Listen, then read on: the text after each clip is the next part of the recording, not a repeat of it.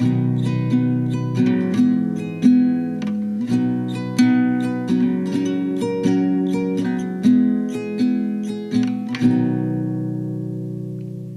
to this week's episode of Growing Guelph. This week, I spoke to Georgia from Friends of Friends. Georgia has started a group here for speed friending and general community and friendship building in general. I really enjoyed this conversation with Georgia, and I think you will too. As always, if you have any suggestions of who I should speak to, you can let me know at growingguelph@gmail.com.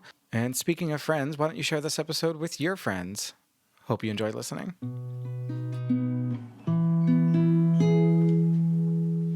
Georgia, thank you so much for joining me on Growing Guelph. Yeah, my pleasure. I guess maybe before we get into Friends of Friends and the journey there, can you just tell us a little bit about what brought you to Guelph? Sure, yeah. My parents moved here when I was going to high school, so I grew up in Fergus. So you had no choice but to get familiar with Guelph? Yeah, I loved Guelph. Yeah, Guelph has never ceased to be like a favorite place to explore. Mm-hmm. I feel the same way. I came here for university, and I'd never stepped foot in the city before then. And then it was sad when I left to go live in Toronto for a while, but then coming back felt like coming home. Nice. So tell our audience a little bit about what is Friends of Friends, and what are you looking to accomplish? Yeah, I mean, I want to help adults make friends. So Friends of Friends is right now a monthly event that's happening, and I call it speed friending. But Friends of Friends is hopefully going to grow into many, many things. But it's a monthly get-together. It's free. It's for people 20, 30, 40, 50, anyone in Guelph or the surrounding areas to come and connect. I think it speaks a lot to our current place in time in that a service like this is important, and because it doesn't seem like something that people needed in the past. Maybe there were more third spaces. If anyone in the audience doesn't know, the third spaces refer to a classic example would be something like church. So it's not like a primary space would be like where you live. A secondary space would be where you work. Third spaces are common places that are ideally not something you have to pay to be a membership of. So there's a lot of third spaces that we used to have classically, like church and things like that have kind of gone away. What led you to, what was your journey to founding something like Friends of Friends? Yeah, you said it, and especially post-pandemic, we super, super needed third spaces. I think a lot of us got complacent, just used to being online. And there's nothing that takes the place of meeting people in person.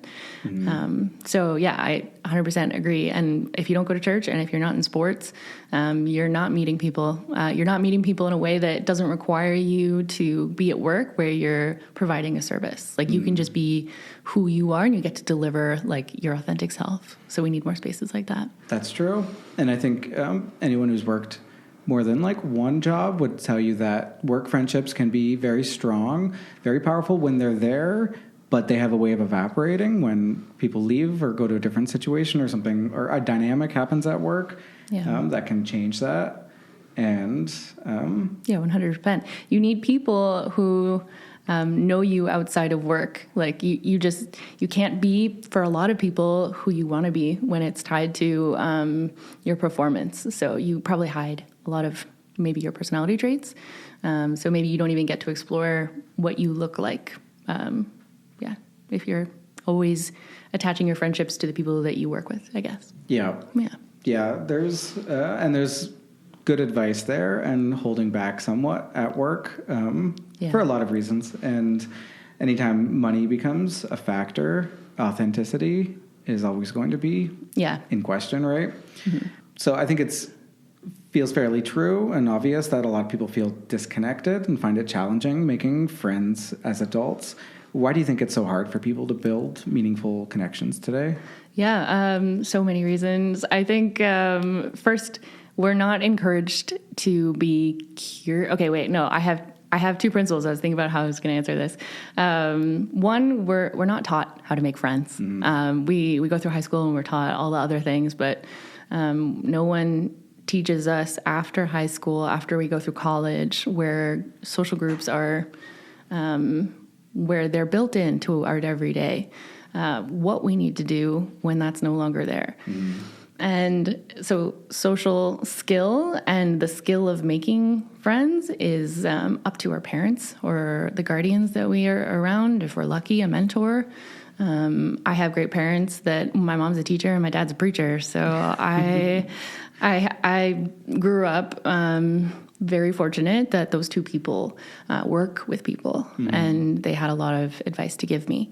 So sorry, I just wanted to provide that context. Like, yeah, we're not taught, so we exist thinking there's something wrong with us, that we are lonely and we are the only people that are lonely. And when I love seeing the faces of people who come to my events, because they look around and they're like, I thought I was the only one. Yeah. And I'm actually in a group of 30 or 40 people who want to just connect for no other reason but just to find friends. And there's a vulnerability about putting yourself out there and being in a place where everyone else has made that same choice. That definitely must be relieving for people. And to what you said about the skills of building friendship, that's something I realized, like in my 20s, was, there are people who are, when you're in school, or even at work, easy to hang out with because you see them. Like, there's a mandatory reason to see them every day. And then you move away from that situation, and suddenly it's like, I never hang out with so-and-so. And maybe it's me, maybe it's them, but it does take the skill and willingness to put yourself out there, because there's a reason everyone makes friends in school, because there's you're all doing the same thing together. Right. There's like a have to make friends part of it, but then you go into the real world, you go get a job, and then you find like your weekdays can be lonely, and like, how do you see people? And suddenly your friends live in other cities and they become once every couple months friends. Yep. It takes the intentionality out of it completely. We have to do a school project, so we just rely on the fact that we'll see them tomorrow. And we don't think that we now need to get out our Google Calendars. Queen of Google Calendar here. All of my friends receive those from me. So, if we're not used to planning ahead, and a lot of us are reactive and not proactive, then we get stuck, and it's just a practice. So you've hosted several events. So speed friending, that's an example of one that encourages friendship and connection. What do you think makes these gatherings so effective for helping people meet and build relationships? Yeah, no worries. A couple of things. Like, number one, Instagram is a powerful tool. People get an understanding of what to expect before they get there. A big part of our social anxiety is not knowing what to expect. So we love answers ahead of time. So that helps. And they know, or everyone should know, that they have a friend in me when they come. And often I'm pretty good at matching people's faces when I see them register for my events. Like, I'll look at them on Instagram after I get their full name on the email list. It's free to come. It's just like, I need to know the numbers, so I get your email. Anyway, so I see your face and I'm like, oh my gosh, hey Alvaro, it's so good to see you. And like, that immediately puts someone at ease, because they're like, oh, she knows me. Like, that's really cool. So that's one piece. And then the biggest piece of all, I would say, is we have question prompts on our tables. So the event is facilitated for like 8 to 10 different tables, and there's paper on one side, and it's icebreaker questions. And then we do another round, and you flip it over, and it's different questions for different topics. So people know that they don't have to come up to the event and then think, well, what the heck do I have to say? Like, maybe what do I do when there's a silence? Like, it's the most terrifying thing. So I kind of take that out, and people can just go, oh, I'll just look at the question. Even if they think it's the dumbest question, they're like, well, what emoji do you use the most? Like, it helps. Games and any kind of thing that facilitates people just getting out of their own head to a degree, right? Absolutely. You had mentioned that people often feel isolated, and I think social media plays a big part in that, because you're looking at when you open Instagram, you're looking at people's highlight reel of their week, of their month, of their year even. Yeah. So you get the sense of like everyone I know is doing things, but you're not seeing what you're not seeing, if that makes any sense. So like people aren't typically posting like, hey, having a lonely night by myself, or hey, I'm feeling bad and like isolated. Yeah. So you get the impression like everyone is out there doing everything, and that can be hard to overcome. Yeah, absolutely. Absolutely. If we're not conscious of what we're not seeing, then it becomes our reality, and that's a really dangerous place to be. I'm 29, so I've grown up with social media, but there was a time where I kind of didn't grow up with it.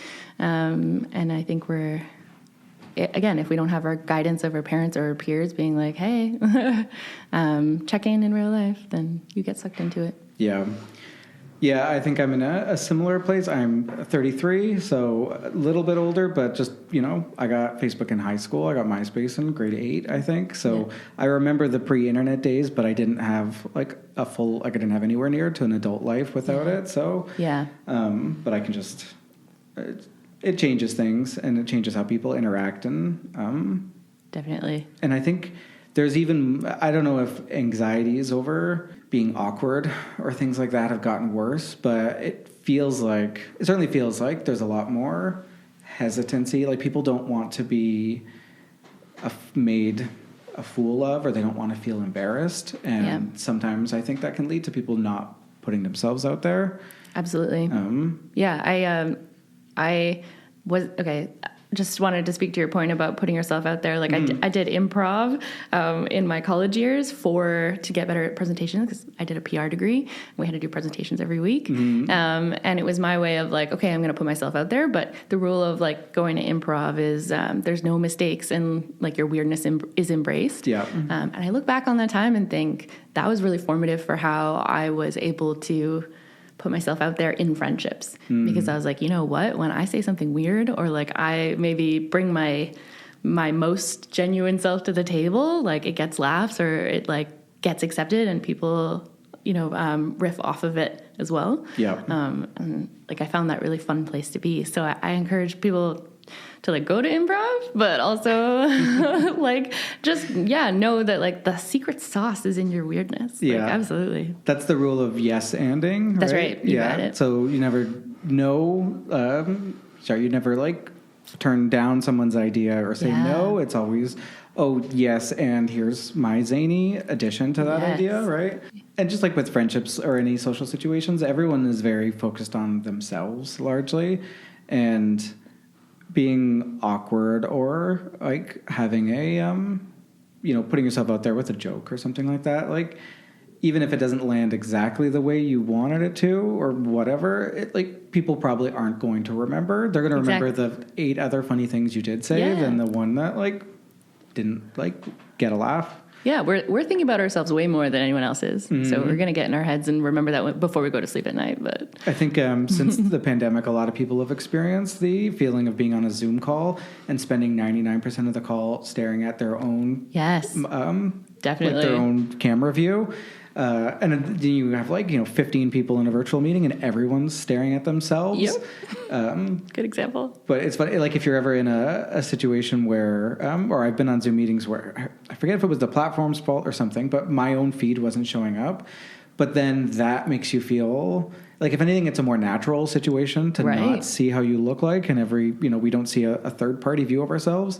Great point. But when everyone's just in that digital, there's just, the focus on yourself can be damaging. And I wonder what that does to people who do have their formative years during a pandemic or virtual, and then what that does to your brain when you're constantly thinking of yourself, thinking of your words being recorded. That's funny to say into a recorded microphone right now, but that same idea of did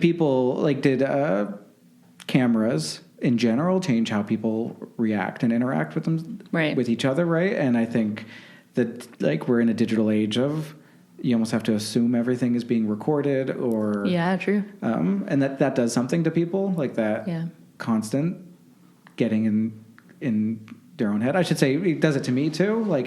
Absolutely. puts every conversation in a really different perspective when you have those thoughts. Yeah, it's a scary, scary place to be. And that's what I encourage when I get the chance to talk to anyone coming to my events is like, they say, you know, I'm worried about it being accepted. I'm worried about what people are going to say about me. I'm like, first of all, the people that are here are beautifully lovely. Like, you'll be fine. But also second, just get to know the person in front of you. Like maybe like accept the person in front of you. Don't so much get in your head about how you're going to say this, how you're going to tell people who you are. Like, I find the social anxiety completely leaves me when I get invested in the person I'm talking to, because it's the me of social media that we forget is damaging. So how can we learn from others? Yeah, that people like to talk about themselves, and if you can get someone excitedly telling you about their self, which is I guess what I do on this podcast, which is fun. Love it. But people, you can see like if someone can be the most like socially anxious, kind of awkward person, but if you can tap into a subject that they're passionate about, it's like all that just drops away, and you can see the passion come out and the excitement, and then if you want to be their friend, just like tap into that, ask them about them, ask them to like tell you something about that you've never thought of or heard of. Yeah. When I tapped into that, like I forget how old I was, I don't know, 6 years ago or something. I was like, oh, if I just get deeply invested in what this person's talking about, like I'll make a friend, because people don't remember what you say, they remember how you make them feel. So I was like, oh, it's almost like you're playing a game a little bit, like how many people can I get to tell me about themselves or whatever. Anyway, that's how I viewed it. And I was like, that's all I have to do. That's all I have to do. And every time I would like, not that I was a big partier, but like when I stepped into a room with a bunch of people, I was like, they're going to love it that I'm interested in them. And like, I wish more people knew that. Like, just ask people questions. Yeah, people like to talk about themselves, and just sharing that genuine interest. Like, that's one of those you can't really fake type tips of like if you're asking someone questions, but then as soon as they start talking, your eyes glaze over, or you're looking at your phone or whatever. It's not going to have the same effect. Yeah. You describe yourself as a facilitator rather than an event planner, focusing on creating meaningful experiences. Could you share what you believe makes an event genuinely impactful and memorable? Absolutely. An event becomes meaningful when you're thinking of its purpose. And that is what has driven every decision I make in an event. It's like, I think we forget about it. And even in examples like our, what do you call it? Our engagement parties, our bridal showers, our, what do you call it when people are having babies? Did I already say that? Baby shower? Okay. Baby shower. Sorry, whatever. When we have those, you kind of see how tradition just continues on. And what's the other one? When people like buy... What's like a housewarming party or No, sorry. It's when you're getting married. Stag and dough. Oh, yeah. Sorry. And I guess, like, what is the purpose of a stag and dough? And it's like, is it just to fund the person's life, or is it to celebrate them getting together? I don't know. Anyway, sorry, I'm getting away from the point, but I just see a lot of traditions where we just tick off boxes and we get people together and we go like, especially with social media, we're just like, where is the photo wall? Where is the beautiful food? And like, how am I going to get someone to take photos of me the whole time? Like, that is what events seem to be now. And our most precious family events are just like ticking off a box just to like show people that we did it. So when I think about getting people together, I'm trying to think like, how do I want to make them feel? And why is it important that these people gather? And who needs to be here? Because sometimes a great event is kind of exclusive. Sometimes, not in the case of some friends of friends events, but maybe numbers play a part. Like 10 people is a vibe than it is for even 15 people, 20 people. Like, considering all those things make a gathering impactful. Like, how is the dynamic going to be? I guess I rambled. No, feel free to ramble. You're the guest. I think that's a good point. And it speaks to some of the fact that putting on events, making friends, meeting people, it's a skill that has to be built. And you can't expect people to just jump right into that sort of thing, fully comfortable. My wife and I have been to several weddings this year, so we get to contrast and compare. And I think I don't want to say you can tell who, like, we have theories that you can tell the sort of couple whose hosted parties before. Okay. The sort of people who think about that sort of stuff, because there's a lot of forethought in the wedding, which is in some ways just a big party, but there's a lot of like forethought that went into it where you're like, okay, yeah, these people have thought about this sort of thing, thought about how the guests are going to feel, what's going to happen at each moment. And it's okay for that to take skill. Like, you know, I think we've all been, I shouldn't say we've all, I've been young and you're like hosting people to your place for your first time and you're figuring out like, oh, you have to offer people drinks. You have to tell them to like take their shoes off. Like it's silly things like that, but you learn by doing and you learn by making little mistakes and good point. Gentle, like awkward moments like that. Yeah, absolutely. It's like, you suddenly are like, oh, what is their experience going to be like? And then, you forget to be like, oh, you know, drinks are over there, bathrooms over there. You're just like, yeah, you know my house, I know my house, like, welcome. Yeah, and so you go into host mode. So it is different. And I like your point about people aren't socially comfortable in all environments. So the fun part for me is like, maybe how do I think like one friend I use as an example, like how would they feel in this space versus this other friend? And then I try to like think about their personalities and what they might need. And I try to cater to, I don't know, trying to deliver the best, like welcoming. And then, logistics. Like when people enter speed friending, I'm like, okay, you know, we haven't started the event yet. You're not late. Like a lot of people like to hear exactly how they're doing, right? You're like, you're good. Or like grab a drink, grab a name tag. And I run through the next hour that's going to happen and you can see the relief and they go, okay. And they can process. Right. So anyway, it's interesting how you can help people feel at ease.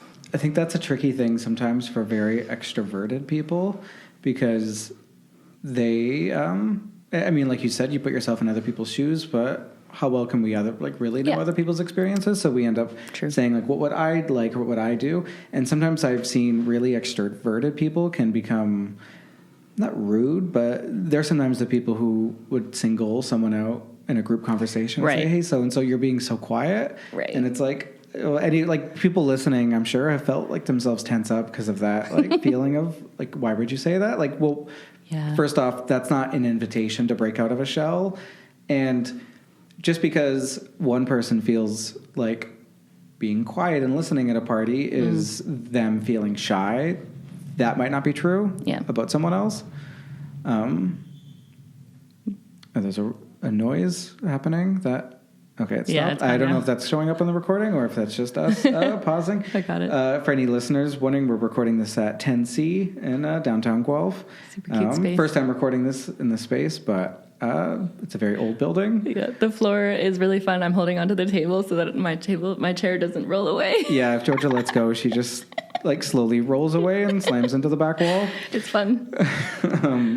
But I think not judging people and trying to ask yourself, in what context does it make sense for this person to enter this space and act the way that they are? Like, instead of just being like, I would do this, it's like, we would all do what we would want to do. But we don't get curious as to why people are the way they are, and we don't often make space for them. That's a good point. Do you think that there's something to be said about the fact that, like, I don't know, okay, there's an analogy of, like, if you want something done, give it to someone who's busy, because busy people already have a lot going on, and they can do one more thing. Someone who has nothing going on, there might be, like, a lot to overcome to get that one thing. Right. So there's something to be said about that, in that, like, there are some people who just naturally have a lot of friends. I don't know if you're this type of person, but you know, we all went to school or know these sorts of people who they seem to just have really big social circles, and that makes sense that people like that can make a lot of friends. But I think it can be tricky if you feel like you don't have any friends to like fall back on. And I think we know from data that like a lot of adults don't have close friends, or if they do, they don't live near them, they don't see them often. And I think just like maybe it's similar to dating, there's people get caught up in feelings of I don't want to come on too strongly.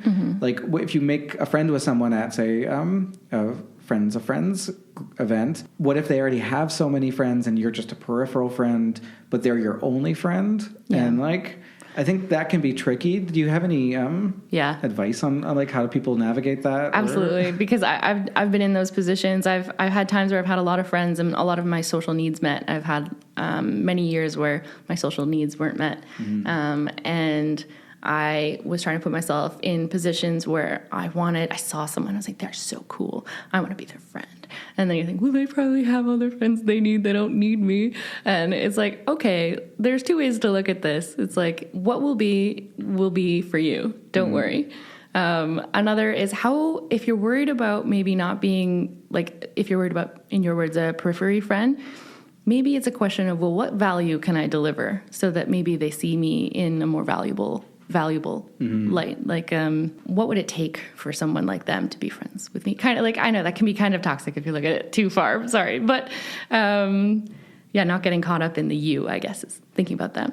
I think that's a fair way to, I mean, if you boil it down to like what the value you bring, it can sound kind of like, transactional. Yeah, exactly. Yeah. But I think thinking in friendship in those terms can be, an enlightening experience as an adult, because you can look back on friendships that are from high school or just from like kicked forward in your life and really assess, is this a friendship that adds to my life or does it subtract from, like, yes. You know what I mean? You can sort of look at things that way. That's exactly how it helps me to assess relationships. And periphery friends are actually a value add in themselves.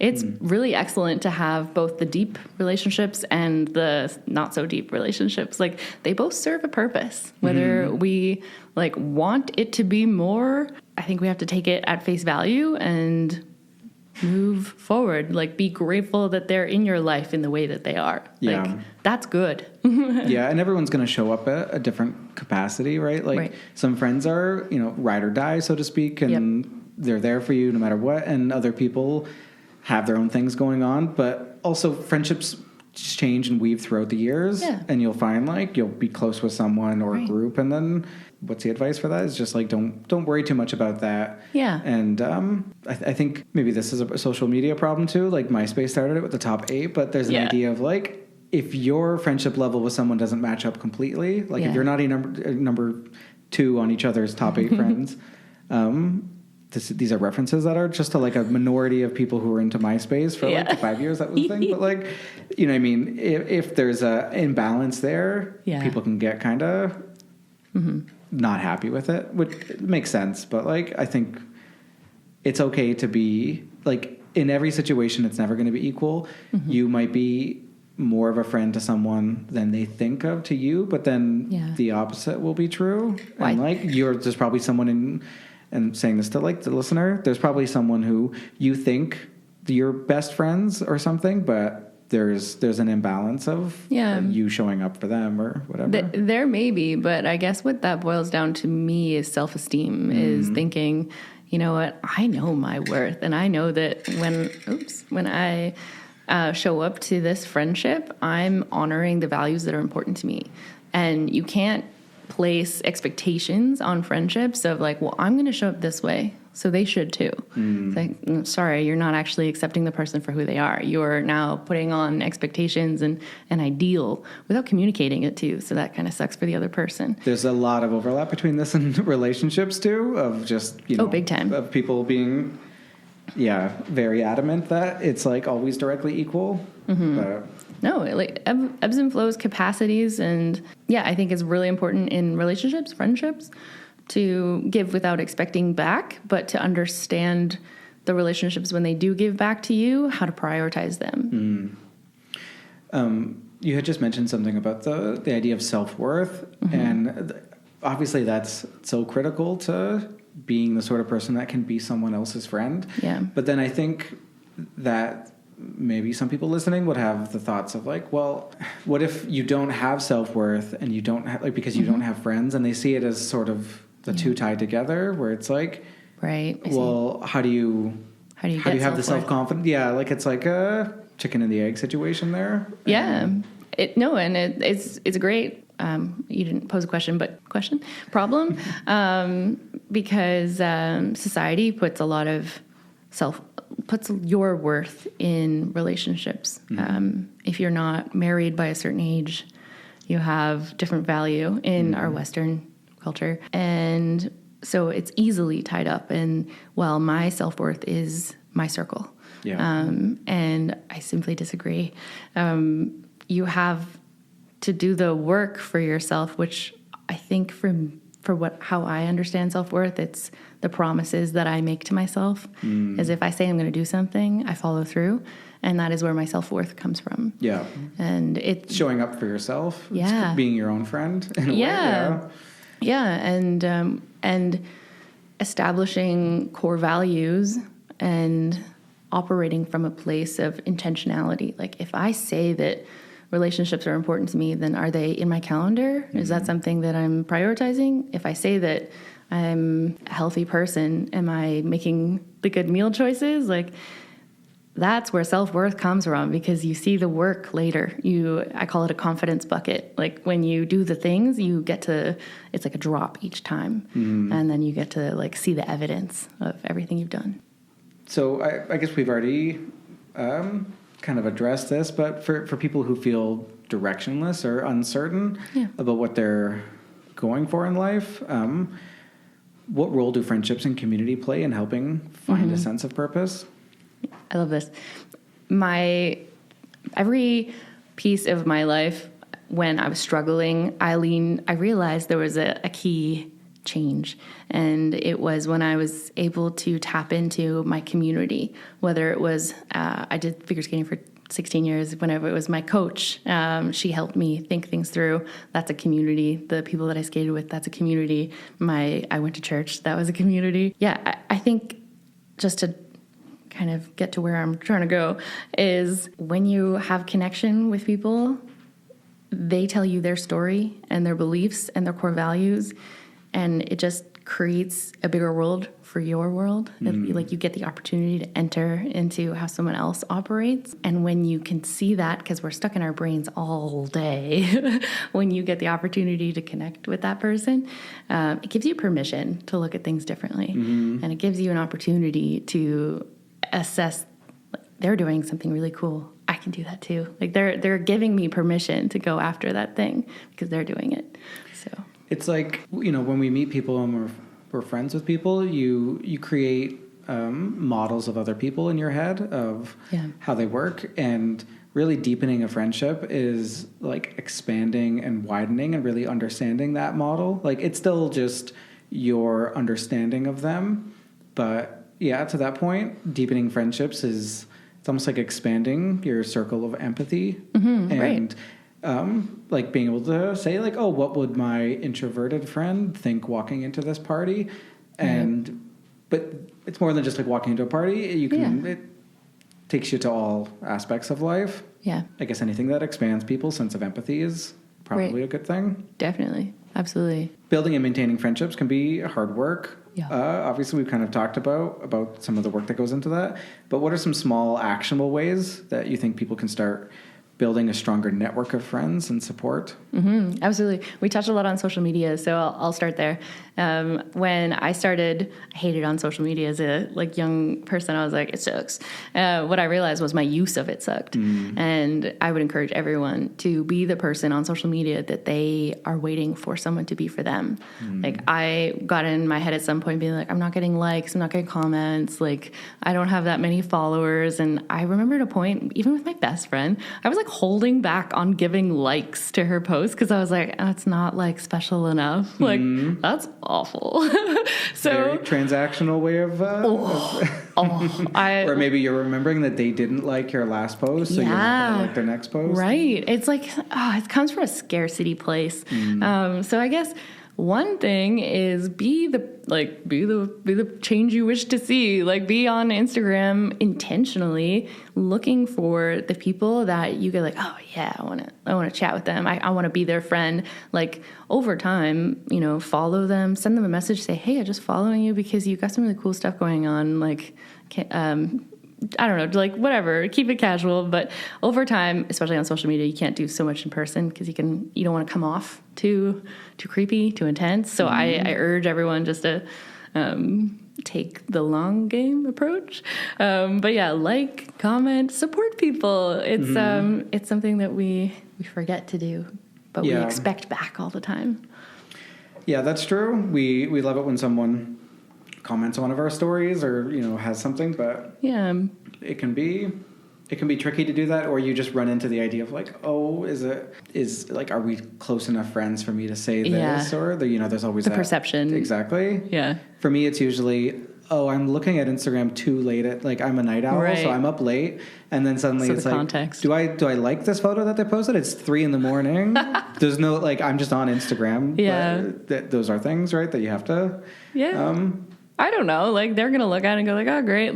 That's the thing, right? They're just going to see a like. Yeah. And they're not going to be like, when did Jordan like this post? Yeah. What is he doing? But because no one's thinking about us as much as we are thinking about ourselves. Yeah. And I think the generous act of cool, you're doing stuff that's cool. That's received. It's a compliment. So yeah. And I like what you said, that the act of generosity of just being interested and replying to someone. It sounds silly because you probably have this too.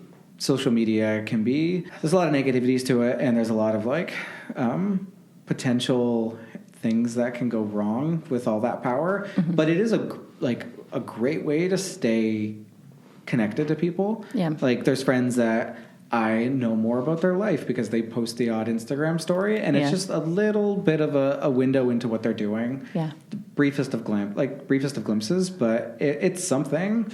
And I think a full rejection of that is tricky too, right? There's probably a happy medium, and I think as a society we're maybe a decade and change with having these devices and the social media, and we're still navigating that. Mm-hmm. So I don't know if we have the path to walk, but I don't think it involves fully rejecting it. Yeah. I mean, unless it's a huge net negative on your life or something like that, then Yeah, at your own pace, I guess. Yeah. Well, I guess what someone reminded me was we are, there's a reason we love soap operas so much. Mm-hmm. There's a reason we love Love is Blind and I don't know, all the romance stuff. It's we just love to know what's going on in other people's lives. Mm-hmm. And we crave that kind of connection, I guess. We like drama, so we're gonna watch it. And if you think that no one cares, we deeply care. Yeah.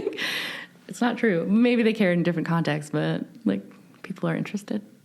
Yeah, and I think that sort of interest, we kind of talked about this earlier about wanting to share, but then wanting to know about people. But for the most part, people, if you're talking to them, if they're showing up, if they're at a friend's event, mm-hmm. You can safely say that their door is open and they're somewhere receptive, right? Right. If you force someone into a conversation on the bus, maybe not. Maybe they don't actually want to talk to you, so you should tread carefully there. Yeah.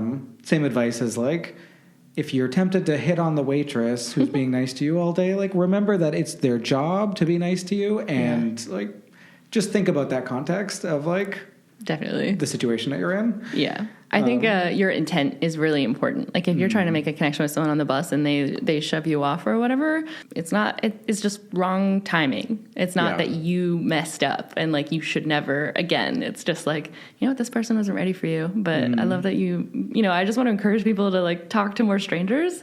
But also, I know your point was look at the context. Yeah, I guess I fell right into that of being how dare someone talk to someone on the bus? I was thinking of no, it makes sense. But it's tricky. We a lot of us walk around with headphones in, and we're not looking. Yeah. Mm-hmm. But there's it's nice to just connect randomly with people, and maybe that's a way of looking at connection points we talked about peripheral friends, but there's even more peripheral friends of a neighbor who you don't know their name, and maybe you never will, but you can smile at them, and it's okay to open yourself up to those little things, or a remark at a bus station about the weather or something that. A conversation or the bonus part of talking to strangers is that that's your practice, and it's maybe the best chance to prepare for maybe a speed friending event or a social opportunity, because it's I just told this random stranger, like, I don't know, maybe that you're holding back on like a dream and someone asks, what do you do? And you're like, they don't know me. I can tell them like what I actually want. It's like, I don't know. That's cool. Like, that is funny that when you're connecting with strangers, there's that initial period of like, it's like you don't really care about their opinion. Maybe they don't know the rest of your friends. And there's that openness of honesty and that there. Clean slate. Yeah, exactly.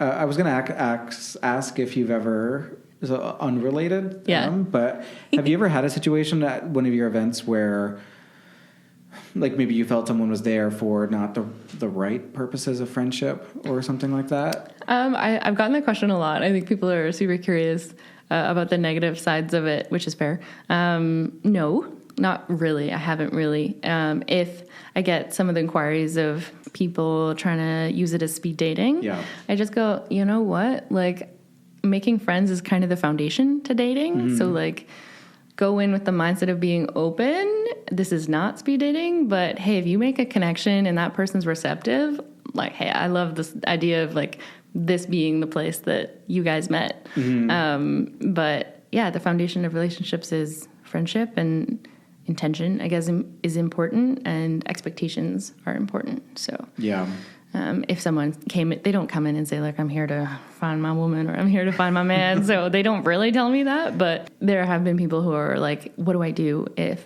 someone's trying to ask me for my number? And I guide them and I coach them, and I'm there as a resource if anyone's feeling that way. But so far, everyone's been lovely. Well, that's good. How do you balance bringing people together in both online and offline spaces? And I mean, obviously, offline can be more. There's like all of the reasons of like face-to-face connection, but maybe there are some benefits on the online side as well for certain circumstances. But how do you feel? Yeah, in the context of Friends of Friends, we have a Discord group and people can introduce themselves, and maybe that's a really great opportunity for someone who would hate the idea of doing that in person. So there's a Discord channel for intros, and you can just at any point be like, hey, I'm this person, and there's a template, and it's like you just copy paste, like insert your own details. So I think that's super helpful for people who don't want to take that action in person. Yeah, and like we have our Instagram, and I kind of touched on that before. It's the connector point. It's like how you can cast a wide net. It's a really great opportunity online to be like, you're all invited. And then from there, you create these subgroups of like, I want to hang out at trivia on Wednesdays, which we do every week. I want to get to know this certain group of friends. And then Discord's a great way to be like, start your subgroups. So I hope that answers that.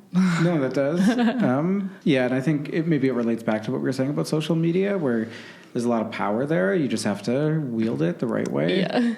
Yeah. So it sounds like Friends of Friends attracts a wide range of individuals.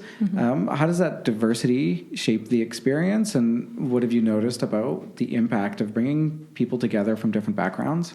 Yeah, I mean, Guelph is such a cool place that we get to meet all kinds of people, and levels of language difference, levels of what was I going to say, extrovert, introvert, and the people I find that come are accepting people. Like, they are open. They are people who are just there to receive you as you. And I don't know, is that a Guelph thing? Like, Guelph is so special that way, I think.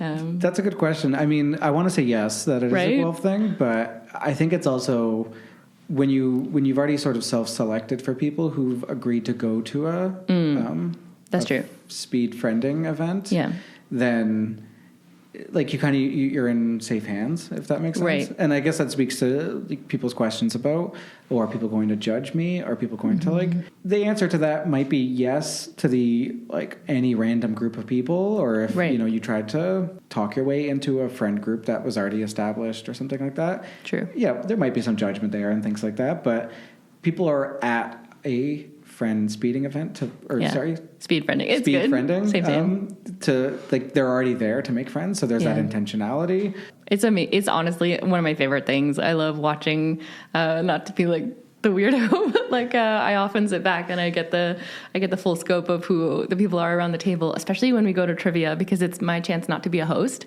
So we go to Fixed Gear and I don't host it, and I get to just be a participant. And everyone just gets along and they have a great time, and it's beautiful. That's got to be rewarding. Yeah. Super. So if someone's interested in building more community in their life, what advice would you give them to get started, even if they think it feels intimidating or awkward? Heck yeah. I would tell them that making friends is a numbers game, and it's not personal to that effect. If you know that every person you meet isn't going to be the person that you like or that likes you back. So then you know that you're probably going to meet more people that don't like you than they do like you. Maybe not, and as in a very light word, you're likable, but maybe just not in the way that you want the friendship to be. So you have to be willing to be super intentional about going to spaces where you're social.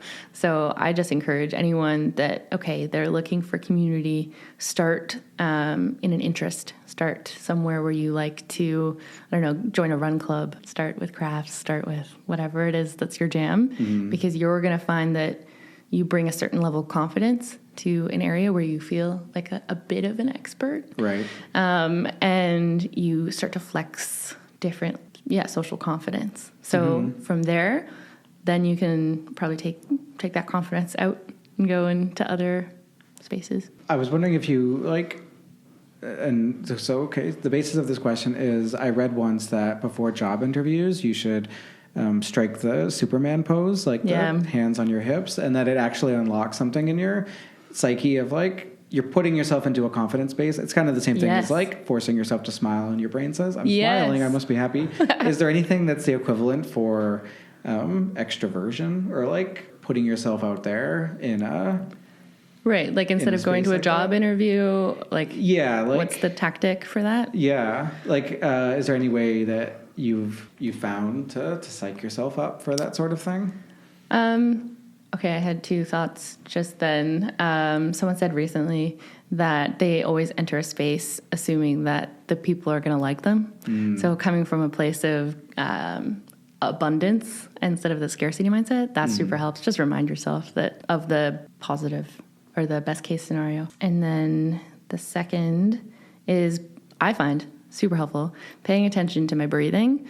Often if I'm stressed about going into a social space, I hold my breath and I end up being in between what I'm talking about. So I find that big, deep breaths, there's something there. Your body re-regulates. So take a big breath. It's not wooey. There's science there. There's so much of that, that how your body feels, and it comes down to just not tricking it, but just there's a tip for getting over bouts of anxiety by just working out. And some people think it literally comes down to you're anxious of the predator, and then you worked out and it's you ran away from the predator. Right. And it's just your brain is thinking, overthinking, worried about something, and then it gets a workout and it just almost tricks it into saying well, that problem's probably behind us now. Yeah, right. We're okay, right? Oh, man. Yeah, that's interesting. Yeah. No, I think it's just about being in tune and giving yourself the chance to listen to why do I feel short of breath? Why is my face going red? And then be I'm holding my breath. I'm anxious. It's okay, well, what are the things I can do? Just being in tune. Mm-hmm. Well, same thing with face going red. Embarrassment like that feels...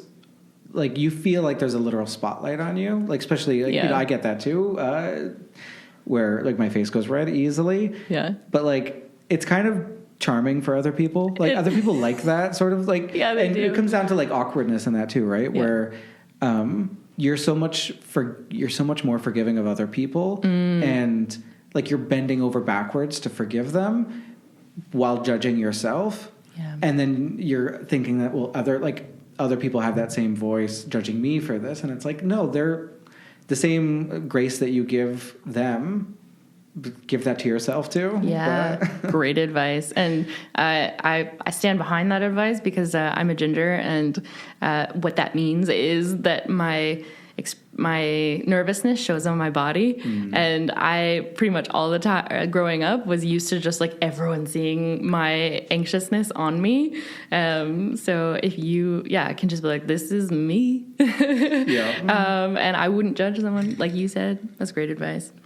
It's, and it's just important to remember too that like even the people who are most confident, most seemingly at ease, like you don't know what's going on in their head. They're still like, I think it was Conan O'Brien, and he talked about how he would still get very nervous before every show, like doing night after night talk shows, talking to celebrities.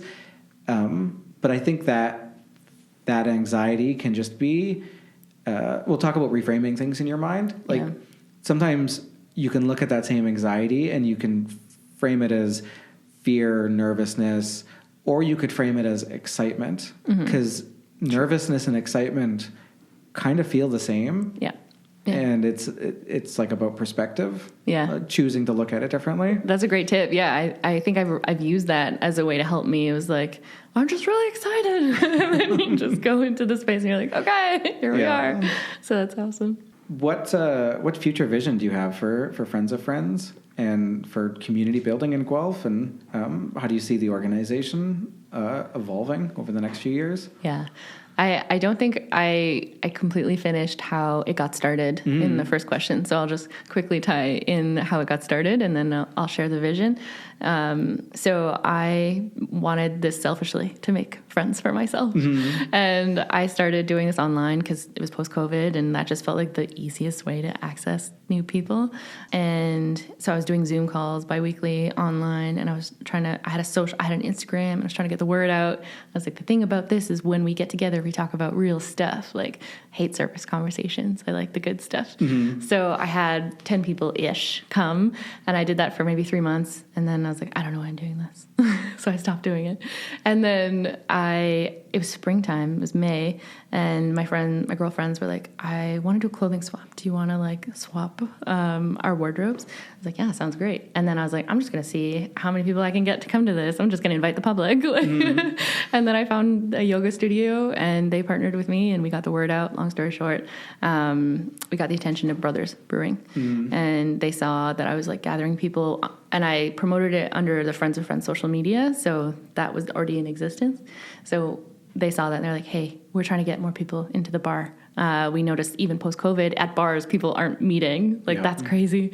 So you look like someone that's interested in doing that sort of thing. And I was like, heck yeah, I don't know what that'll look like, but count me in.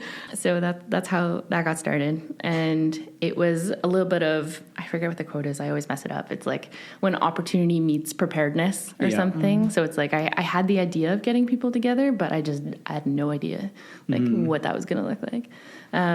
So now I will at the end of the year have hosted 16 events for this community, and I can't stop doing it because of all the feedback that I keep getting, which is just this beautiful, like, you know, I just moved to Guelph 2 days ago, and I found this group, and now I can just start making friends. Like, I just got divorced, and I don't have a community. I moved to Guelph on my own.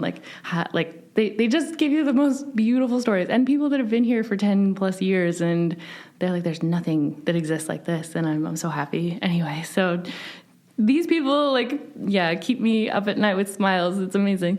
So when I think about how this could be something that's sustained in the future, I think about it being a resource for social skills. I want it to be a place where people think, oh, how do I get better at making friends? And because I get these questions now a lot because people see me doing this and they're like, oh, she knows how to make friends. And I'm like, I guess. So I'm like, okay, I'd love to help be a part of the solution for that. So whether that's workshops or whether that's building more of an online community so I can help more people do that, I don't know. I'd love to have that be something. And then the other thread is I would like to have maybe friends of friends in different cities, because that's the other problem is I can't serve everybody, and I would love to.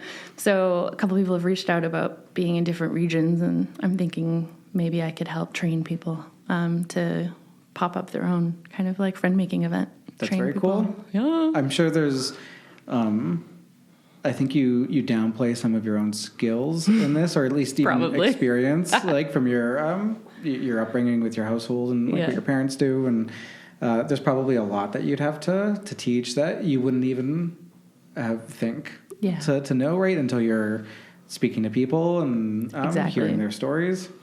So this episode will be coming out in December, and I think your last event of the year is early December, right? Yeah. Mm-hmm. So what about January? Do you know any dates for that? I don't yet. Well, you know what? By the time this episode comes up, I'm sure you will. So check the show notes. Yeah. It'll be there. Where can people find you online? Yeah, you can find joinfriends.of.friends on Instagram, or you can find me, Origiginge. It's a combination of original and ginger. I made it up so many years ago and I can't let go of it. You can find me everywhere. I'm on social. Nice. Well, thanks so much for joining me today. Thank you. It's awesome. Thanks for listening to Growing Guelph. I've been your host, Jordan Sloggett. Be sure to subscribe to us on social media, on your favorite podcast app, and if you have a recommendation for a future guest you'd like me to speak to, you can reach out to me at growingguelph@gmail.com.